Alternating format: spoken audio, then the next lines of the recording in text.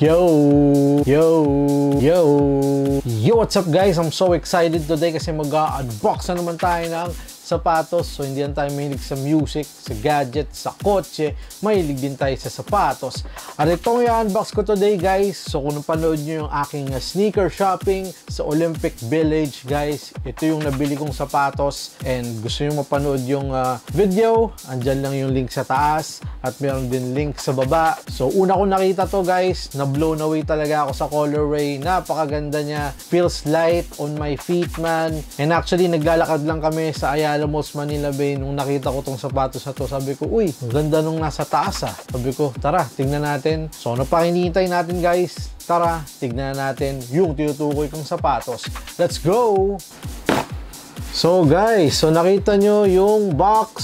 So it's from Anta. So dito sa gilid guys, Anta, tsaka yung kanilang website. Dito ay basketball. So dito sa basketball shoes. Dito sa gilid yung logo, tsaka yung size, tsaka yung pangalan ng sapatos o yung colorway. Dito sa ilalim, nothing special, just size conversion. Anta. So Anta, alam nyo namang lahat na this is from China. At sa taas guys, yung kanilang logo. So ganyan ang Anta logo guys. So ano pa hinihintay natin? Buksan na natin kung tinutukoy kong sapatos. Let's go! So meron siyang paper pa rin na merong Anta basketball at yung shoes guys. Look! Napaka-solid. Wow! Ganda! So guys, so this is the Anta KT Mountain 2.0. Look!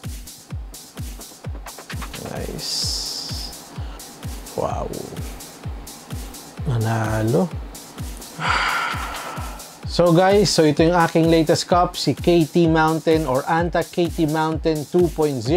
So ang SRP niya is 4,895 pesos. So mura yung mga Anta KT Mountain. So ito yung pangalawang version guys. Kung napansin nyo, sabi ko is 2.0 and meron ng 1.0 na Anta KT Mountain. So yun, medyo hindi ko nagustuhan yung design. I think this is a budget shoes kasi nga guys, alam nyo naman merong mga Klay Thompson na signature shoes, di ba? Yung KT 1, 2, 7. And I think marami ring budget shoes si Klay Thompson, like yung Splash. Kung nakita nyo dun sa video, meron dong KT Splash 4. So I'm not really familiar sa mga sapatos ni Klay Thompson guys. Actually, nagulat talaga ako na meron palang ganito na mga mountain or splash. Kasi ang pagkakaalam ko lang talaga sa Anta, lalo na pag kay Klay Thompson, is yung signature series niya na hanggang 7 ngayon, and may mga lows din nun eh, di ba? So una ko nakita to guys, na blown away talaga ako sa colorway. Sabi ko, ang ganda ng pagkakadesign or ang ganda ng kulay, parang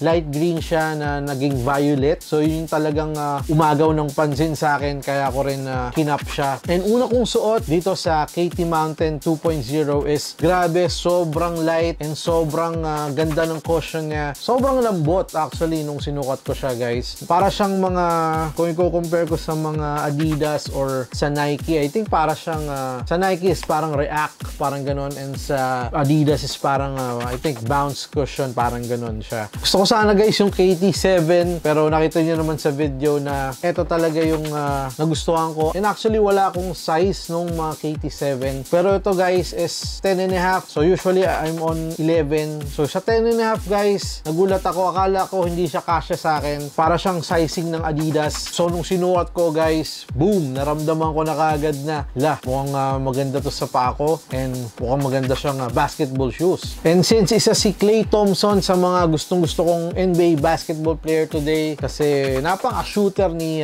Klay Thompson talaga guys. Ibang klase yung level ng shooting niya. Syempre, iba pa rin din si Curry, pero Klay Thompson isa sa mga solid na basketball player. Kaya gustong-gusto ko rin siya kasi hindi niya pinapahirapan yung basketball. Pasa, shoot, isang dribble, shoot, man. Kaya isa rin sa mga nirerespeto kong player si Klay Thompson, and matagal na rin akong naghahangad na magkaroon ng Klay Thompson Thompson shoes. So finally, KT Mountain 2.0 man, and nagustuhan ko rin talaga yung design niya. Napaka-solid, napakagaan. Hindi ko lang alam guys kung sinuot na to ni Klay Thompson kasi last time nakita ko is sinusuot niya yung mga KT7 tsaka yung KT7 low. So isa rin yung magandang sapatos. And nakala ko nga guys is KT7 low siya, pero hindi pala. Nung tiningnan ko sa description is KT Mountain 2.0. May ganun pala, Mountain. So I'm not sure bakit Mountain yung tawag, pero nakita ko na yung KT Mountain 1 kasi nito and hindi ko masyadong type yun. And dito sa KT Mountain 2 man,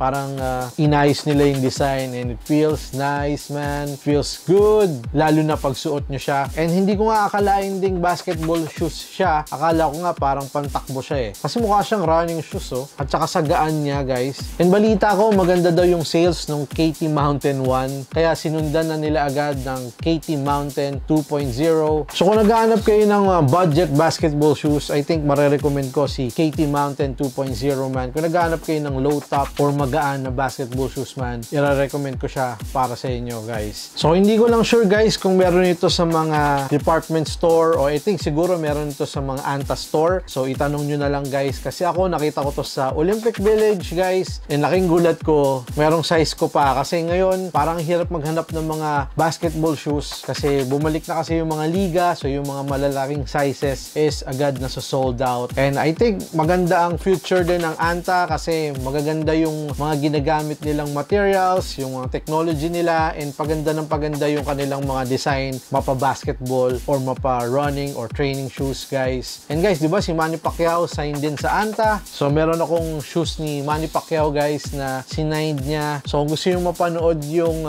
video nung pag-sign ni Manny Pacquiao dito sa aking Anta shoes, andyan lang yung link sa taas at meron din link sa baba. So kaya nakakatuwa din kasi si Manny Pacquiao ay signed din sa Anta. I think hanggang ngayon, proud kay Manny Pacquiao pagdating sa boxing. Saludo, Manny! So excited na akong gamitin si Anta KT Mountain 2.0. So babalitaan ko kayo guys kung okay ba siyang panlaro. So leave a comment sa baba kung meron kayong katanungan about dito sa sapatos na to. And hopefully sana marami pa rin colorways ang lumabas ng mga KT Mountain 2.0. So check nyo yung mga stores nila guys. Anta, yeah! So guys, yung upper niya, it's a textile upper. So napakaganda nung light green and sobrang lambot ng kanyang upper guys. So pagdating dito, parang naging violet. So ito yung logo ng Anta. And then may mga plastic piece siya dito. And itong part na to is like a rubber. Full tab niya na meron dyan nakalagay na Klay Thompson kung makikita niyo sa camera. And guys, yung tongue niya, I think this is a mesh tongue. So meron ditong logo ni Klay Thompson na meron ding pull tab dito. Parang plastic eh, no? Then yung kanyang lace, it's color white. So wala siyang kasamang extra lace. And dito sa insole niya, may logo ng Anta. So sa sock liner niya is color white. Then yung kanyang cushion is tinatawag nilang A-Flash Edge. So like I said kanina, feel ko is para siyang bounce or para siyang react. Parang ganun yung feel ko sa kanyang cushion and very soft, may energy return akong nararamdaman. So mountain-like TPU heel, ang tawag pala dyan, and water wave inspired sole. So sa ilalim, ito yung kanyang traction. So meron dyang logo ng Anta and para siyang rippled outsole guys in light color. So I think pwede to sa outdoor. Siyempre maganda rin pang naruto sa indoor. So guys, so ganyan ginawa yung kanyang sapatos guys. Look!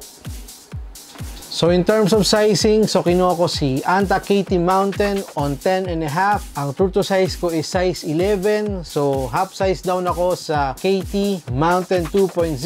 Sinukat ko, nakala ko hindi siya kasya sa akin. Pero laking gulat ko na it fits perfect on my feet. Kaya insta-cup siya sa akin guys kaagad. And actually parang may space pa ako ng konti eh. Kung bibili kayo ng sapatos guys, mas maganda talaga na isukat nyo muna bago kayo bumili. Yeah! So guys, so maraming salamat sa isang quick look or quick unboxing dito sa ating Anta KT Mountain 2.0. Sa lahat ng subscribers sa patuloy na nanonood at sumusuport dito sa ating channel, maraming salamat sa inyo man. Salute!